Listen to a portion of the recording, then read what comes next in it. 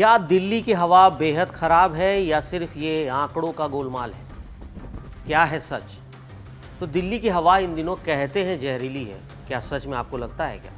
जैसे कोई पुराना गाना या बार बार रिंगटोन की तरह ये बजता रहा हो। दिन रात सुबह शाम हर तरफ धुआं धूल और जलन। दिल्ली वालों की सांसें और भी भारी होती जा रही हैं। और इन दिनों हवा की खराबी सिर्फ PM 2.5 और PM 10 तक सीमित नहीं रही। अब तो आंकड़ों की दुनिया में भी गोलमाल हो रहा है और यहाँ भी धुंधलापन यानी कोहरा छा गया है। जी हाँ, दिल्ली में वायु गुणवत्ता निगरानी स्टेशनों से डेटा गायब होने का मामला सामने आया, खासकर तब जब प्रदूषण का स्तर इस कदर बढ़ गया था। कई स्टेशनों ने घंटों तक डेटा बंद कर दिया और यही क्या असली सवाल है कि जब हवा सबसे जहरीली तब डेटा गायब क्यों हो गया। बीते 5 दिन से दिल्ली के एयर क्वालिटी इंडेक्स यानी AQI 350 के आसपास बनी हुई है।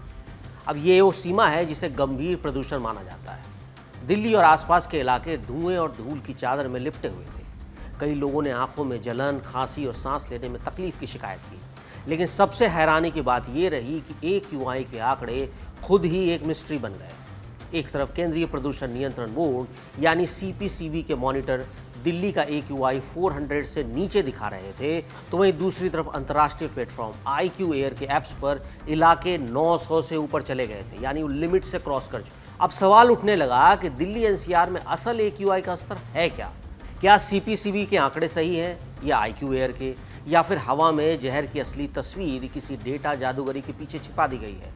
अब उदाहरण के तौर पर दिवाली की रात लीजिए। मंगलवार तड़के 12:30 बजे CV फोर्ट इलाके में CPCB का आंकड़ा 272 था।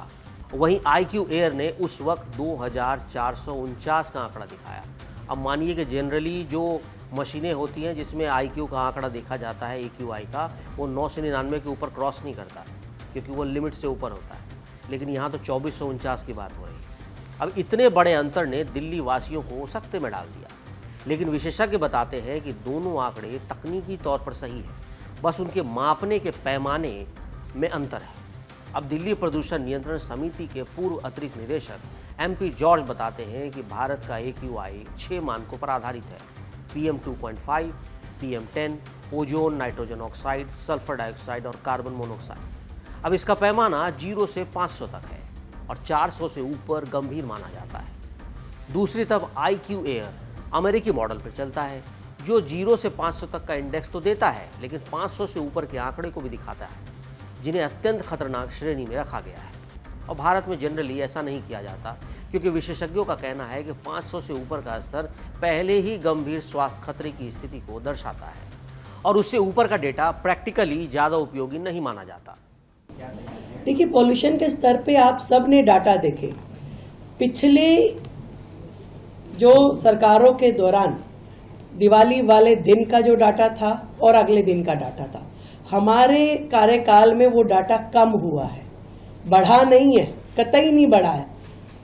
तो आप ये कहेंगे इस बार तो आप कह रहे जी पटाखों की परमिशन भी थी, बाकी चीजें भी थी, तो भी वो जो गैप है दिवाली से पहले का और दिवाली के बाद वाले दिन का, वो कम हुआ है। तो पॉल्यूशन उस दृष्टि से पहले से कम है और सरकार अपने जितने भी काम है वो सब कर रही है और करती रहेगी दिल्ली के लिए लगातार। तो ये कुछ नया नहीं है, जो है ये जो चल रहा था उसी पैटर्न पे है, परंतु पहले से कम है। जबकि लोगों ने खूब दीपावली भी मनाई, सारे काम किए और हम अपनी ओर से अपने कामों को और मुस्तैदी के साथ कर रहे हैं, कमी कहीं पे भी नहीं आने देंगे। तो ये अंतर क्यों है भाई? वजह है डेटा के स्रोत और इंस्ट्रूमेंट्स। CPCB के मॉनिटर वैज्ञानिक रूप से कैलिब्रेटेड और रेफरेंस ग्रेड मशीनें हैं। वहीं IQ Air के सेंसर कम लागत वाले माने जाते हैं और उनकी कैलिब्रेशन प्रक्रिया और एल्गोरिदम सार्वजनिक नहीं, यानी एक तरफ पारदर्शिता और मानक तो दूसरी तरफ सस्ता और तेज आंकड़ा। अब डॉक्टर जॉर्ज का कहना है कि CPCB के डेटा पर ज़्यादा भरोसा वो करते हैं क्योंकि उनकी पद्धति और मानक दोनों ट्रांसपेरेंट हैं। वहीं IQ Air का एल्गोरिदम उन्हें पता नहीं, लेकिन फिर भी दोनों प्लेटफॉर्म एक ही सच दिखा रहे हैं कि दिल्ली की हवा बेहद खराब है और PM 2.5 का स्तर खतरनाक सीमा से कई गुना ऊपर। और यही वो समय था जब डेटा गायब होने का खेल शुरू हुआ और ये विवाद शुरू हुआ। रात के समय RK पुरम स्थित वायु गुणवत्ता सेंटर पर PM 2.5 का स्तर 1476 माइक्रोग्राम प्रति क्यूबिक मीटर तक पहुंच गया। लेकिन इसके बाद 5 घंटे तक DPCC की वेबसाइट पर रियल टाइम डेटा ही गायब था। सुबह 6 बजे जब डेटा वापस आया तो PM 2.5 1187 था और 7 बजे 1064। अब विशेषज्ञों ने आरोप लगाया कि DPCC और CPCB भारत के मौसम विभाग के कई स्टेशन रात के समय डेटा देना बंद कर देते हैं, खासकर जब PM 2.5 और PM 10 यानी 10 का स्तर 1000 के पार जाता है और यही गैप 24 घंटे की औसत रीडिंग को भी गलत कर देता है। कई स्टेशन रात के समय प्रदूषण में अचानक वृद्धि दिखा रहे थे, लेकिन डेटा उपलब्ध नहीं था। आनंद विहार, नेहरू नगर, ITO, NSIT, द्वारका और आयानगर जैसे स्टेशन उदाहरण हैं। गुरुनगर स्टेशन पर रात 10 बजे PM 2.5 का स्तर 1763 था, लेकिन रात 11 बजे का डेटा गायब। ITO स्टेशन पर रात 1 बजे PM 2.5 923 था और सुबह 7 बजे 967, लेकिन बीच के 6 घंटे कहाँ, वो तो डेटा ही गायब था। NSIT द्वारका पर रात 12 बजे से लेकर सुबह 5 बजे तक PM 10 की रीडिंग ही नहीं थी।